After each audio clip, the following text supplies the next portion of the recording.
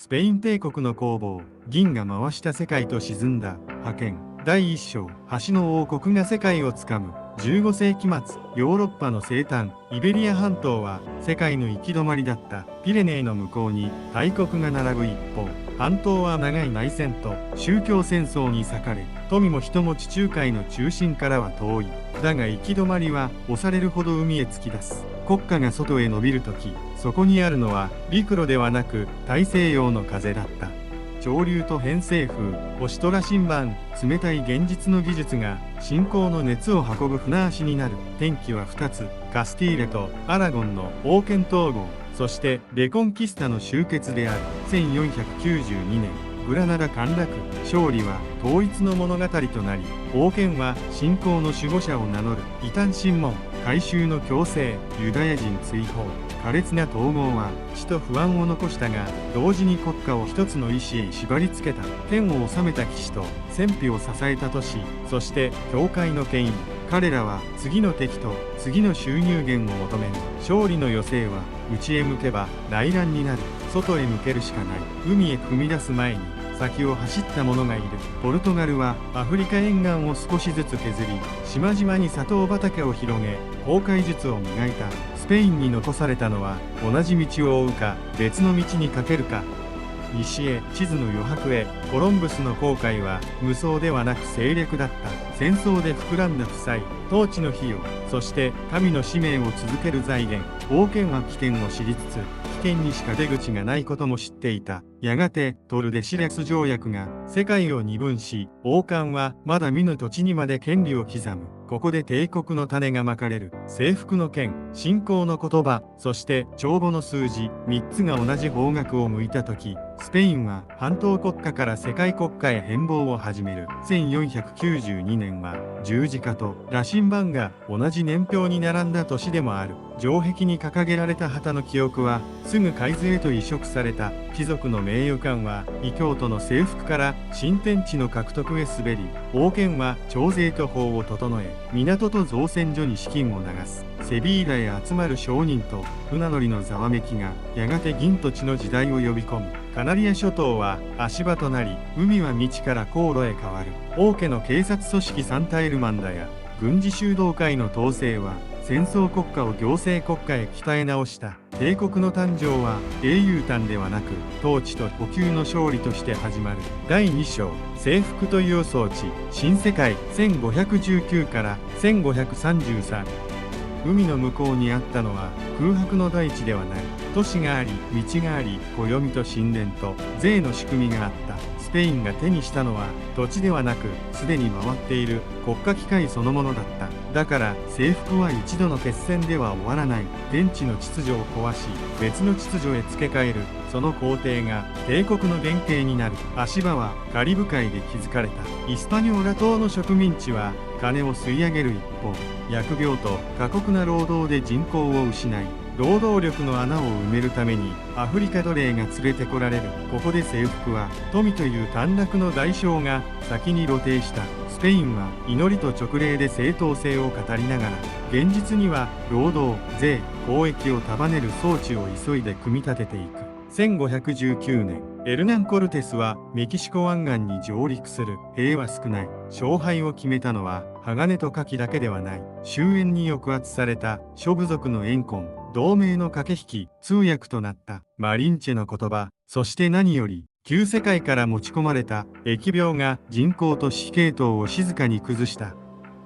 古城の都テノチティトランは帝をめぐる包囲戦となり、船を組み立てたスペイン軍は水面からも締め上げる。1521年、都は陥落し、神殿は崩され、その上に新しい都市が築かれる。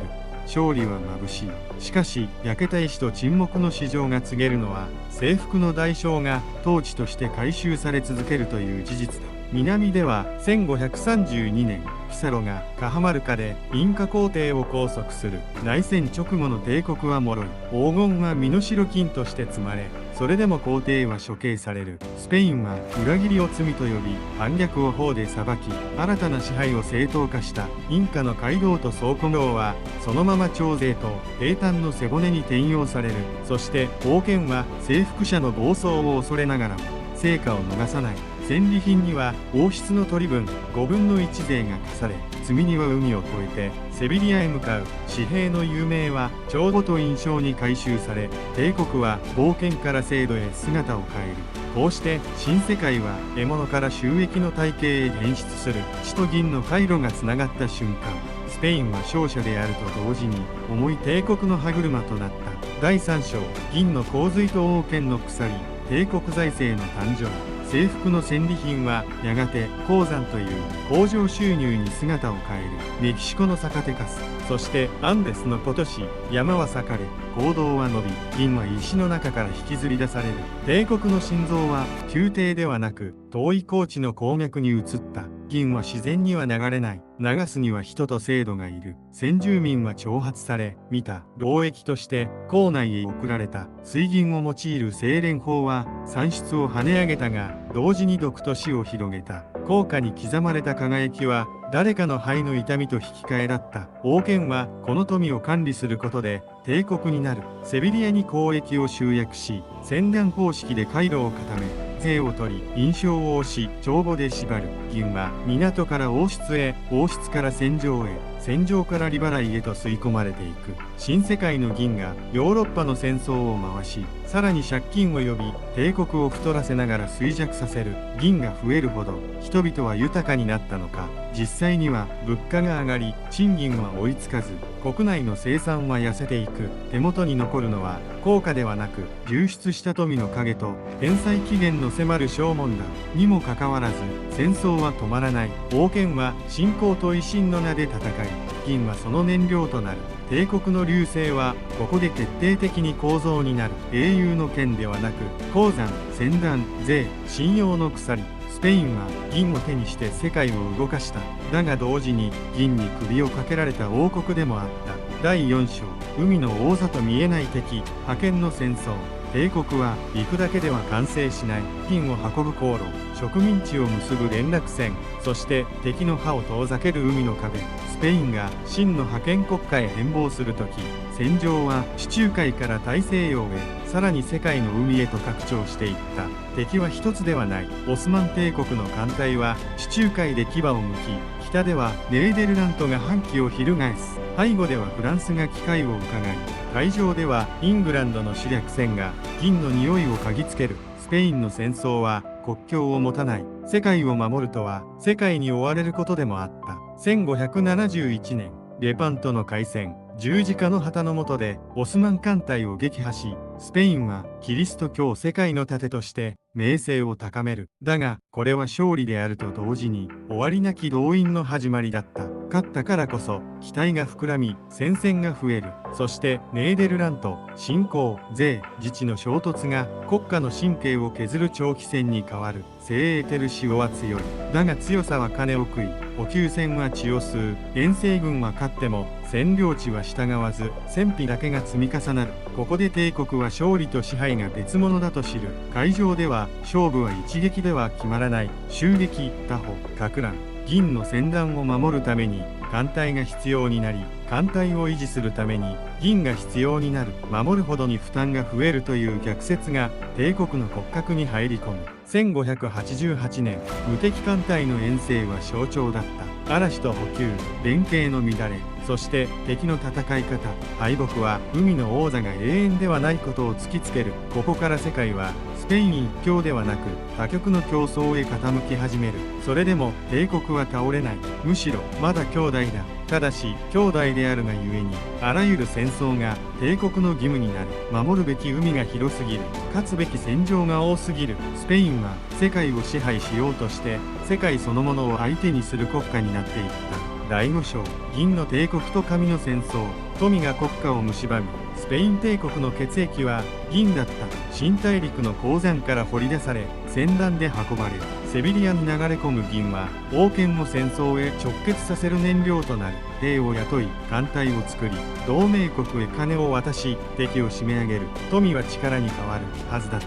だが銀は剣よりも早く帝国を鈍らせた。流入する富は国家を太らせる一方で、国内の生産を痩せさせる。必要な物資は外から買えばいいという誘惑が手工業と商業の背骨を弱める。さらに銀の大量流入は物価を押し上げ、兵隊も食料も戦争そのものも高くつく。帝国の力の源が帝国の維持費を膨張させていく。戦争は現金だけでは回らない。王室は未来の銀を担保に借金を重ね、支払いは紙の上で積み上がる。利息が利息を呼び、遠征軍の給料が遅れ、港では積み荷が差し押さえられ、債権者の顔色が外交を左右する。ここで帝国は敵国だけでなく帳簿とも戦うことになる。財政のほころびは戦場に出る。補給が途切れれば精鋭も飢え、給金が止まれば規律が崩れる。勝利しても維持できない。勝利しても次の資金がない。帝国の戦争は剣の勝ち負けより先に支払いの締め切りに追い立てられる。皮肉なのは銀が尽きたからではないことだ。銀は来る。だが同時に敵の主力や嵐が船団を襲い、到着が遅れただけで国家が揺れる。帝国の巨体は銀の到着日程に合わせて呼吸するようになる。世界覇権が物流と信用に縛られていく。この章の核心はここにある。スペインは貧しくて弱ったのではない。富みすぎて戦争をやめられなくなり、国内経済を育てる時間を失い、ついに銀で買える力の限界に突き当たった。帝国は世界を制圧しながら同時に自分の財布に征服されていった。第6章、海の覇権をかけた際無敵艦隊の挫折。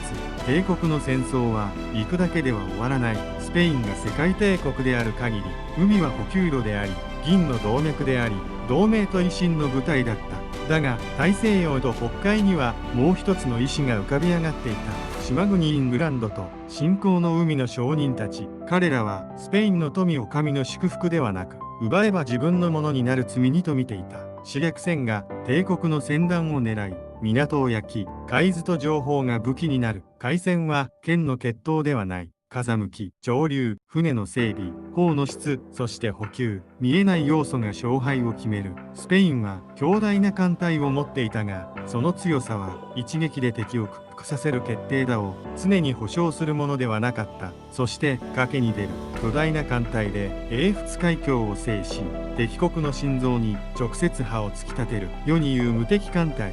だがこの作戦は海という戦場の残酷さを過小評価していた。長大な補給線、統一されない指揮系統、港の確保、天候の読み、艦隊が大きいほど失敗した時の損失もまた大きくなる。戦いは単純な正面衝突にはならない。小回りの利く敵は距離を選び、砲撃で削り混乱を誘う。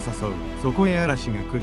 風が変わる。怒りが切れる。船が岩礁へ追い込まれる。海は国家の意志に従わない。結果として残るのは沈む船体と機関的の兵の名簿、そして神に選ばれた帝国という物語の裂け目だ。この挫折の重さは単に戦船を失ったことではない。スペインの権威は無敵を前提に世界を黙らせていた。無敵が揺らげば敵は増える。味方は値札をつける。中立は傾く。海上覇権の喪失は銀の動脈を脅かし、財政の不安を増幅させ、帝国の戦争のテンポそのものを狂わせていく。それでも帝国は終わらない。だがこの章で決定的なのは、世界がスペインは倒せないからスペインは疲弊させられるへと見方を変えたことだ。海の上で起きた挫折は帝国の終焉ではなく、長い消耗戦の入り口だった。ここから先、覇権とは勝つことではなく持ちこたえることに変質していく。第7章、銀の帝国、紙の帝国、財政破綻と支払い停止の連鎖。スペイン帝国の強さは世界を一つの回路としてつないだことにあった。新大陸の銀は大西洋を渡り、ヨーロッパの戦争を動かし、地中海の同盟を支え、さらに東方の交易圏へと流れていく。だがその回路は無限の富ではなく、止まった瞬間に全体が痙攣する循環器だった。銀は血液であり、同時に麻薬でもある。入ってくるほど戦争が膨らみ、出ていくほど国庫は軽くなる。帝国の戦争は多正面だ。ネーデルラントの反乱、フランスとの抗争、オスマンの圧、海の試略と護送。勝っても金が減り、負ければなお減る。兵は給金を要求し、官は修理を求め、要塞は火薬を食べる。ここで帝国が頼ったのは、将来の銀を担保にした信用、つまり借金だった。ジェノバなどの金融商人は、銀の到着を見越して資金を前貸しし、国王はそれで戦争を継続する。勝利は信用を強め、信用はさらに戦争を可能にする。だがこれは一本の綱渡りだ。銀銭が遅れれば財政は宙づりになる。しかも銀そのものが帝国の内部を静かに腐食させる。大量の銀流入は物価を押し上げ、国内の生産を圧迫する。手仕事の産業は競争力を失い、輸入が増え、国は戦うために借りるために銀を待つ体質へ傾く。国力が強く見えるほど足元は脆い。軍事の筋肉が膨らむ一方で、産業という骨格が痩せていく。そして決定的な瞬間が来る。支払いが追いつかない。王権は支払い停止を宣言し、債務を凍結する。いわゆる国家破綻に近い事態だ。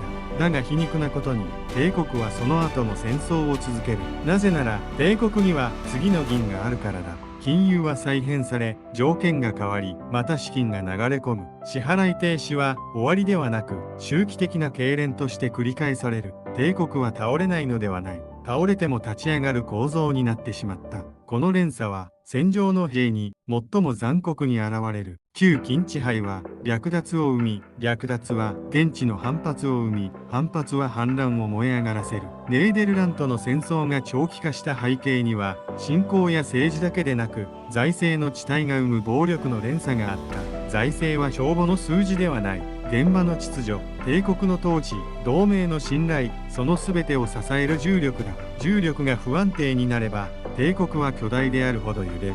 ここでスペイン帝国の姿が変わって見えてくる。海と銀で世界を支配する神の帝国ではなく、利子と信用で延命する神の帝国。剣と船だけでは覇権は保てない。財政の設計そのものが帝国の寿命を決める。第8章、覇権の黄昏。海の支配権と帝国の受け渡し。スペイン帝国は一度に崩れはしない。崩壊ではなく重心移動が起きる。世界を束ねていた回路が少しずつ別の手に握られていくのだ。新大陸の銀はなお流れ続けるが、その銀が帝国を強くするとは限らない。むしろ銀は支払いと戦争と輸入の渦に吸い込まれ、国土の内部に次の力を育てない。帝国は巨大なまま、しかし軽くなっていく。重厚な鎧の内側が空洞化していく感覚だ。天気は海に現れる。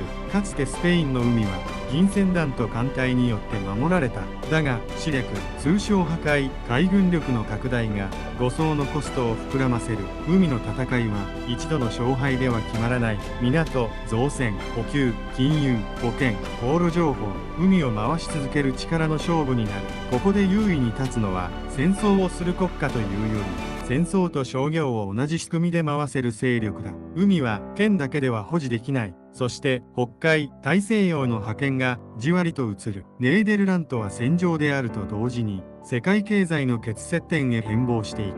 商人と金融が軍事を支え、軍事が商業を守る循環が生まれる。一方スペインは戦争のために借り、借金のために銀を待つ循環から抜け出せない。勝利で得た領土や名誉が維持費として国庫を削っていく。帝国が強大であるほど維持の重みが増す。決定打は戦い続けることそのものだ。多正面戦争は常にどこかで火が上がる状態を作る。火を消すために兵を出し、兵を出すために借金をし、借金を返すために銀を前借りする。これが国家の呼吸になると、改革は後回しになり、制度は硬直し、現場は疲弊する。敵は外だけではない。時間取り師が帝国の内側から静かに敵になる。やがてスペインは全てを支配する帝国ではなく、失うものを管理する帝国へと変わる。守るべき領域が広すぎるが、守るための余力が減っていく。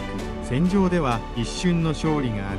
外交でも切り抜ける知恵がある。だが世界の潮流は止まらない。覇権とは勝つこと以上に勝った後も回り続けることだ。回転が鈍れば次の手が中心に近づく。それでも重要なのはスペイン帝国が単なる没落の物語ではない点だ。スペインが築いた航路、銀の流通、行政の枠組み、そして世界を一つの舞台として捉える視野は後の覇権国家に設計図を残した。帝国は滅びるのではなく形を変えて受け渡される。覇権の光は同じ場所にとどまらない。スペインの黄昏は次の時代の夜明けを同時に照らしていた。第9章、遺産と影。帝国が残した世界の型。スペイン帝国が去った後に残ったのは空席ではない。帝国が組み上げた世界の型そのものだ。海を越えて資源を吸い上げ、港と通貨と保険で流通を束ね、行政と言語と信仰で人々を編成する。これらは後の時代が手を変え、品を変え繰り返す。近代の基本動作になる。覇権の交代とは、王冠が落ちることではなく、仕組みが引き継がれることだった。だが、その型は光だけで鋳造されていない。銀の戦団の背後には、先住民社会の解体、強制労働、土地の再配分、そして大西洋奴隷貿易の連鎖がある。帝国は不況と法と都市計画をもたらした一方で、暴力を制度化し、抵抗を鎮め、搾取を日常へ落とし込んだ。支配は事件ではなく習慣として定着する。ここに帝国の最も恐ろしい強さがある。それでも支配された側がただ沈黙したわけではない。混血社会の形成、現地の信仰と文化の折衷、自治の目、反乱の記憶、帝国の内部で蓄積された緊張はいつか必ず吹き上がる。スペインが築いた都市と制度はやがて独立の器にもなる。帝国の設計図は帝国を終わらせるためにも使われたのだ。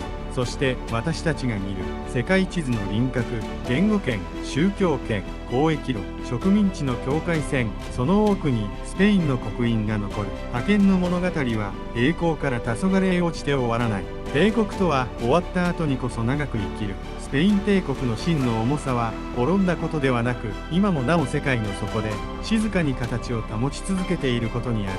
第10章、帝国の黄昏、そして遺産、太陽の沈まぬ国という呼称は栄光の持続を約束しなかった。銀の戦団がもたらした富は産業の土台を育てるより先に戦費と利子に吸い込まれた。アメリカ大陸の鉱山は尽きるのではない。尽きたのは富を国家の力へ変換する時間と仕組みだった。国内の生産は弱く、物価は跳ね上がり、王権は信用を質に借金を重ねる。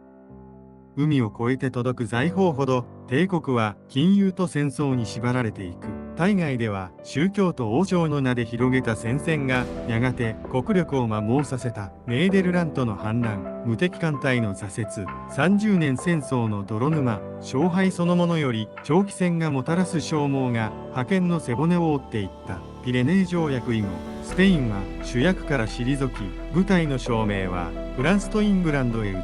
18世紀、ブルボン朝は税制と官僚制を整え、植民地統治を引き締めて再起を図る。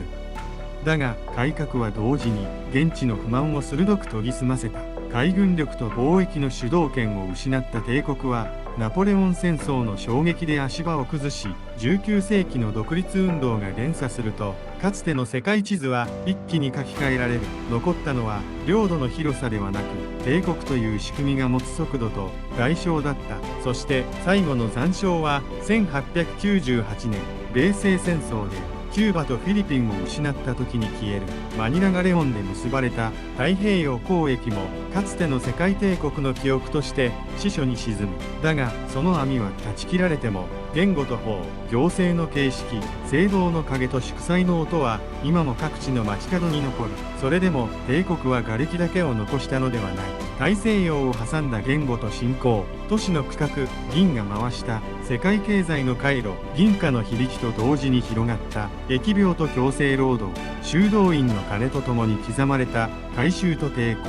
その光と影がラテンアメリカの社会の骨格に沈殿した。富と信仰と軍事が一点に凝縮した時、国家は燃えるように輝く。しかし燃料が尽きれば残るのは構造の強度だけだ。スペインの攻防は近代世界がいかに帝国を必要とし、同時に拒んだかを告げている。エル・エスコリアルの石壁に夕日が落ちる時、スペイン帝国の物語は栄光の眩しさと同じ分だけ国家の脆さをも照らし出して終わる。